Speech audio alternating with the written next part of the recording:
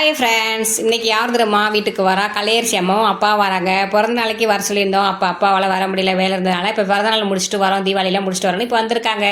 வாங்க, வந்துட்டாங்க, போய் பார்ப்போம். அங்கே பாருங்கள், கலையரசி அம்மா அப்பா வந்துட்டாங்க.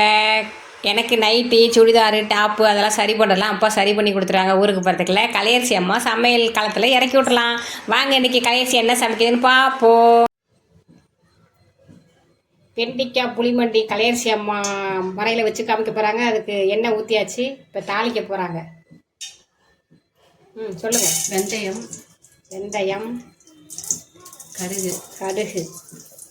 வெந்தயம் கடுகை போட்டு படபடன்னு பொரிய விட்டு, அடுத்து என்ன? கருவேப்பிலை, கருவேப்பிலை,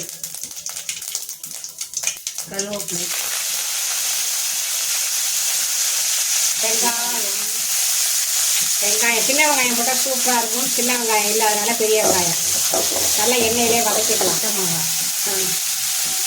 பச்சை மிளகாய், தக்காளி பழம். நம்ம கள்ளி தண்ணியில் புளியை கரைச்சி விட்டதுனால கொஞ்சமாக சேர்த்துக்கலாம். தக்காளி பழம், மல்லித்தலை எல்லாத்தையும் சேர்த்தாச்சு கலையரிசி. இப்போ அடுத்து கலையரிசி என்ன செய்ய போகிறாங்கன்னா, கரண்டியை வச்சு கிண்டுதாங்க. சரியா? நீங்களே கிண்டுங்க.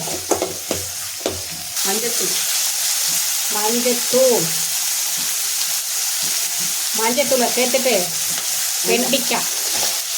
வெண்டிக்காய் வந்து தனியாக வதக்கிட்டும் சேர்த்துக்கலாம், இந்த மாதிரியும் சேர்த்துக்கலாம். சரியா? தனியாக வதக்கிட்டு சேர்த்துக்கலாம், இல்லை காயோட போட்டு வதக்கிறதாலும் வதக்கிக்கலாம்.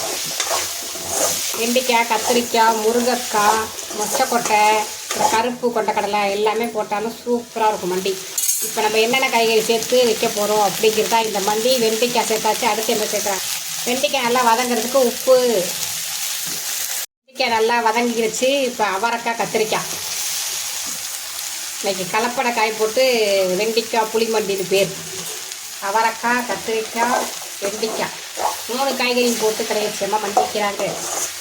சரியா?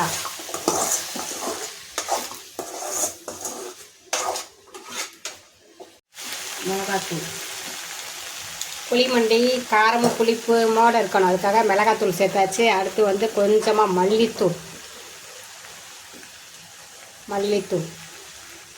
அவ்வளோதாங்க. காரமும் புளிப்பும் நல்லா தூக்கலாம் வச்சுங்க, சூப்பராக இருக்கும். மஞ்சத்தூள் வந்து ஏற்கனவே சேர்த்தாச்சு, அதனால் மஞ்சத்தூள் சேர்க்க வேண்டியதில்லை. நல்லா எல்லாத்தையும் ஒன்று போல் வதக்கிக்கலாம். அடுப்பு வந்து சிம்லே தான் இருக்குது. எல்லாத்தையும் நல்லா ஒன்றா வதக்கிக்கலாம். காயெல்லாம் நல்லா வதங்கிடுச்சு. கழனி தண்ணியில் புளியை கரைச்சிட்டு சேர்த்துக்கணும். காய் மூழ்கிற அளவுக்கு ஊற்றிக்கலாம். நல்லா கழனி தண்ணியில் கரைச்சிட்டு சேர்த்துட்டோம்னா நல்லாயிருக்கும். பச்சை தண்ணியில் கரைக்காமல் கழனி தண்ணியில் தான் கரைக்கணும். புளிமண்டி ஸ்பெஷலே அதுதான். ஓகேவா? எல்லாத்தையும் ஒன்றா கிண்டி விட்டுக்கலாம். காய் மூழ்கிற அளவுக்கு தண்ணியை ஊற்றிட்டு காய் வெந்ததுன்னா போதும், அவ்வளோதான். புளிப்பு, காரம், உப்பு எல்லாத்தையும் பார்த்துட்டு கலையரசியம்மா கிண்டி விட்டு அவங்கள ஒரு தட்டை போட்டு மூடி வச்சுட்டு கொதிக்கட்டும். நாங்கள் போய் ரெஸ்ட் எடுப்போம். வச்ச மண்டியே பார்ப்போம். அடா சும்மா தகன்னு இருக்குது. ஒரே மாங்காய் இருந்துச்சுங்க, அதை போட்டு விட்டாங்க சும்மா. சரியா? மாங்காய் போட்டு வச்சா சூப்பராக இருக்கும். இல்லை முருங்கைக்காய் போட்டு சின்ன வெங்காயம் போட்டு வச்சிங்கன்னு வச்சுங்க, அல்டிமேட்டு. சூப்பரான மண்டி ரெடி ஆயிடுச்சு. கலையரசி அம்மா கைப்பக்குவத்தில் மண்டியை நீங்களும் வச்சு சாப்பிட்டு பாருங்கள்.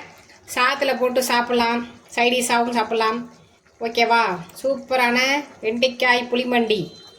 ஓகே, பாய்.